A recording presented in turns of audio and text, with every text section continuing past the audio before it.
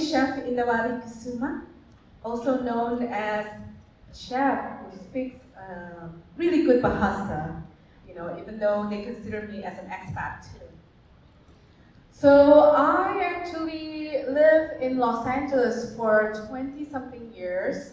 When I came back about 8 years ago to Surabaya, my hometown. I was born here before I moved away when I was 16. So when I came back, as a chef, it's very natural for me. I'm very drawn to food, and the first thing I want to check out is a supermarket. And when I went to supermarket, I'm kind of like 8 years ago, I got kind of disappointed. It's like, what's happening? Nothing has changed. It's like the potato, there's only one type of potato, there are 2 types of tomatoes, and then nothing really exciting happening at that time.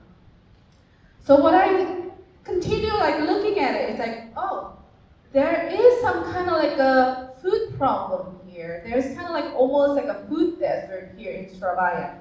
There's a lot of different things that I can honestly say to you. I see a lot of different produce, vegetables and fruits and stuff like that when I was in Los Angeles as a chef. And I couldn't find any here. And then the more I look into it, the more I see there's a lot of different problems in the food industry here. I call them the unwanted. So basically, when we got a loaf of bread, everybody always wants the soft center, the gooey part, and it's really nice, the filling. But nobody really paid attention to the one, the crusty part. It's still edible, but then very, very few people actually wants to eat them. And the more I look into it, I'm very, very into digging into things. And then there's a lot of unwanted products from the first world countries goes to the third world countries. For example, very surprisingly, when I talked to my friend who is from Fiji Island, he did mention there is a lot of different things that's happening, in terms of food. There's a lot of unwanted products from the first world countries, such as the United States. And they ship all these turkey tails to the Pacific Islanders. And it becomes a health issue as a generational health issue. Because it creates diabetes, health problems, and definitely obesity. So I look into it also, there's all kind of different things that becomes a problem. And it becomes there's a wave of fast trending that's coming up, and then it will not be, we cannot deny it. It's going to create really generational health issue. And first thing first, there is a lot of news that's happening in the United States, how the sales of the fast food industry is dropping out, they are losing sales. And of course, all these third world countries, including Indonesia, it becomes a target. We are a target. We are becoming the next one that they want to gain market of the fast food industry. We are the millennium generation. They want everything fast nowadays. They want fast fashion. They want fast phones. They want fast food. Everything needs to be fast. But they don't really think about it. The fast food industry, they turn it around because of the marketing. They can just make it sound like it's really amazing, like the fast food place. You can get something inexpensively, relatively expensively, and then something that tastes good, and then something that's bright and safe environment for your kids. And they can make it into a trend that, where we want to celebrate our birthday there and stuff like that. But it's all about the marketing part of it. That actually, my friend, it creates addiction.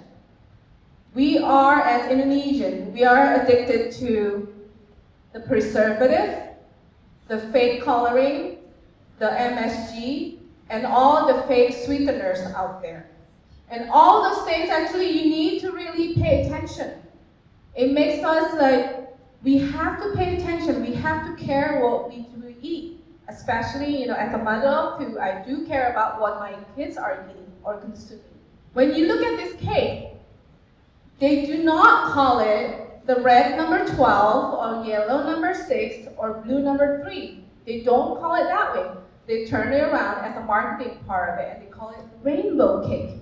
It's very enticing for our kids, it's very colorful, and it's very, very addictive as well. So in that kind of thing, you have to look at a different perspective when you look at the food industry.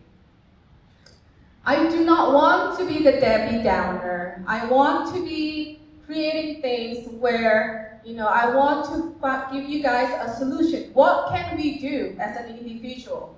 What can we do? What kind of choices that we can make that will be impacting the whole industry of the food industry? The first thing that I really, really encourage you guys is basically buy local food and less import.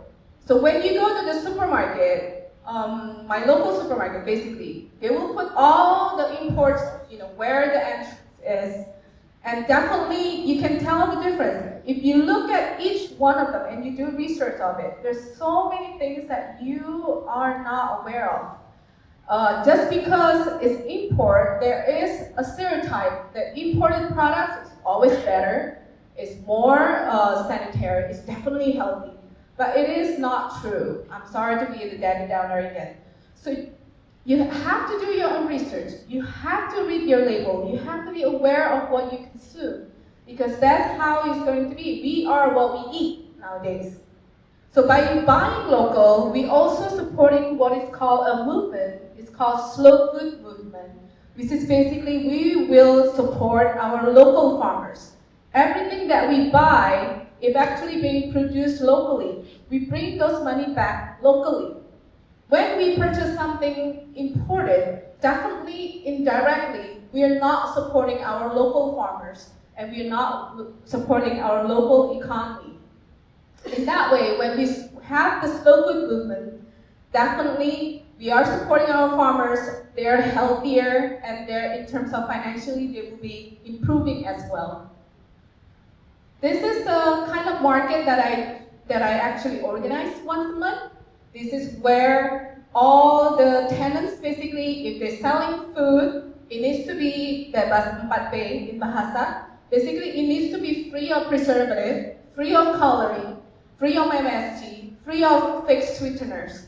So everything, I really challenge my tenants to constantly thinking outside the box. So that's food-wise. When it comes to non-food, it needs to be local designers. It needs to be locally made, so we can keep our money here locally. And that's how we're going to support our economy. And everything else, we also support the zero waste movement as well. So we use less plastic products. We also encourage our tenants to bring our reusable bags or containers.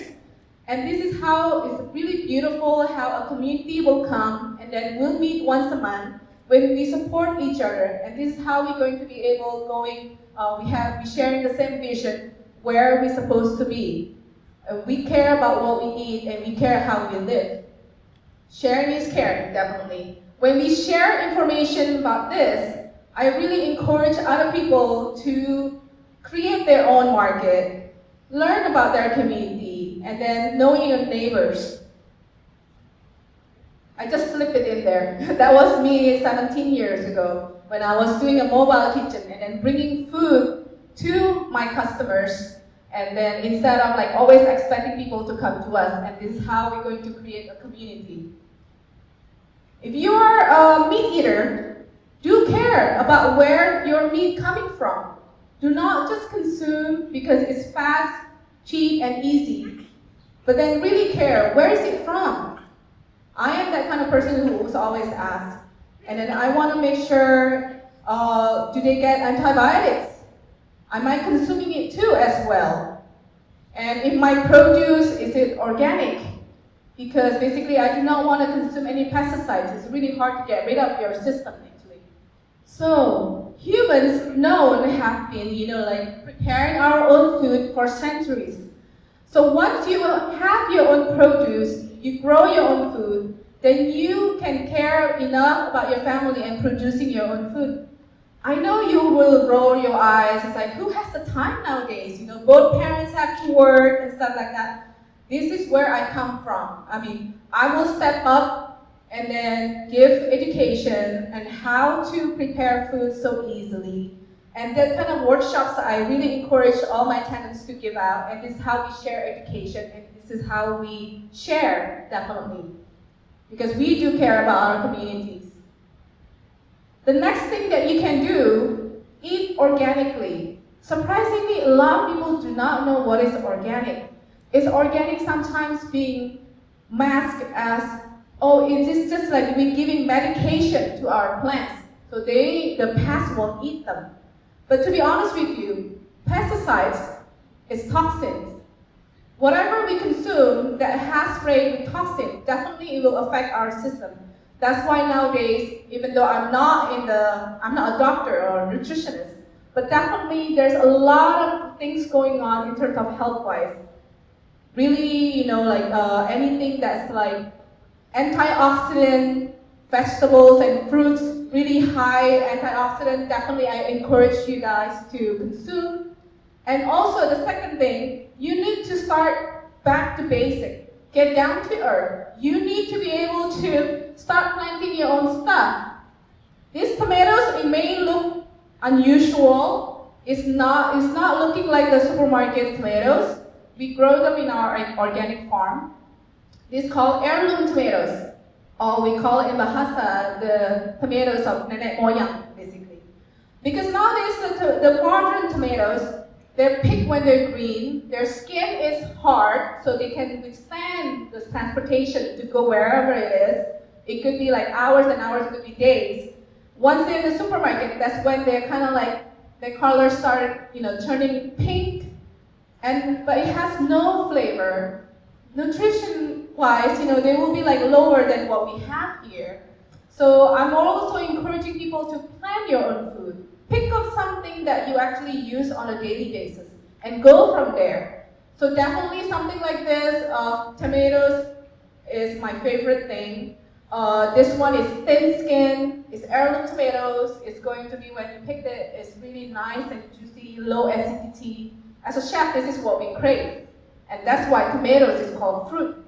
It's not vegetable because they tend to be very sweet. If you are parents, I encourage you guys to have your kids, involve your kids on a daily basis. Something small. It doesn't have to be, something like ambitious. But bring your kids out, expose them to outdoor. I know Surabaya sometimes parents, they don't want, it's like, I don't want my kids to be like dirty.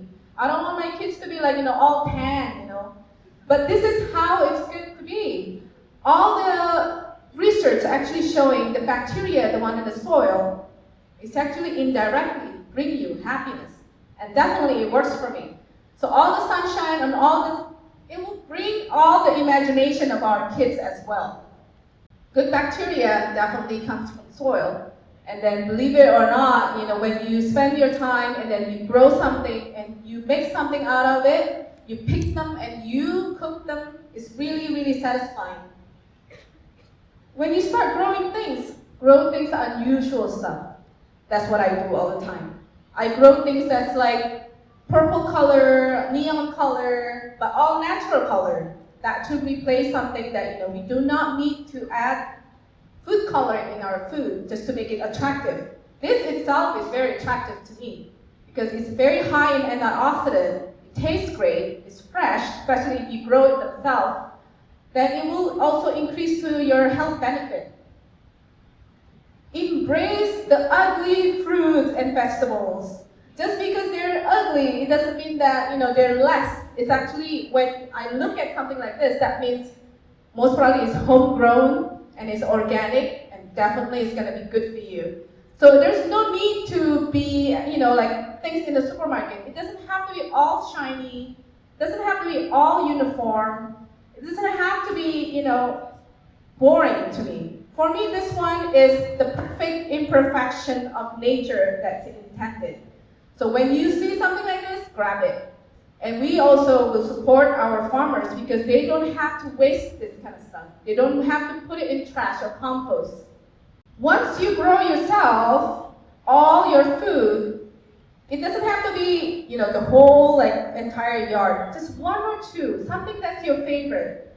I grow specifically kale, and then I use the kale powder to make our own pasta at home or in my workshop. And that's what we do. We encourage people to go back to the basic again. Grow your own food, cook your own food, and that's going to make a difference. Once you do all those things, guess what? You will have, this is like a third level when it comes to games. Basically, you can do your own compost. This is very, sounds very ambitious, but to be honest, it's just food waste. Whatever it is that doesn't land into the landfill actually is better for you. All those things that you use in the kitchen and can be compost, why not we do that?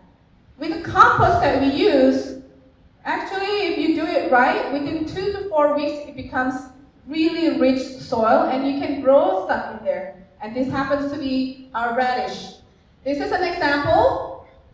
You can start where you are, use what you have, and do what you can.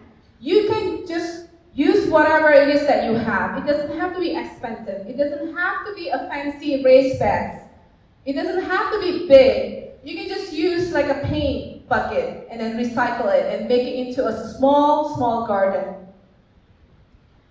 So in that sense, I really encourage you guys to take control. You're a consumer. You do have the power. As an individual, it sounds very insignificant. It sounds very small what you can do. But many big changes doesn't come from the big companies. Actually, many big changes coming from individual. So any kind of action that you do basically will add up into the system. And it creates a slow movement. And it creates a sustainable living that we can crave for. That's it. Thank you.